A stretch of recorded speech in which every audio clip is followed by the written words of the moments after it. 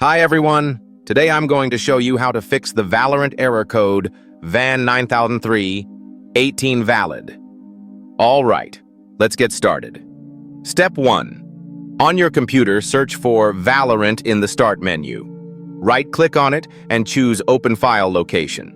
In the new window, right-click Valorant again and choose Open File Location one more time. Now find the file called Riot Client Services. Right-click it and choose Properties. Go to the Compatibility tab. Scroll down. Check the box that says Run this program in compatibility mode and set it to Windows 8. Click Apply, then OK. Step 2. Open the Riot client. Click on Valorant. Go to your profile icon, then Settings. Click Repair and let it run. That's it. Your game should be good to go. If this helped you out, don't forget to like the video and subscribe to support the channel. Thanks for watching, and I'll see you in the next one.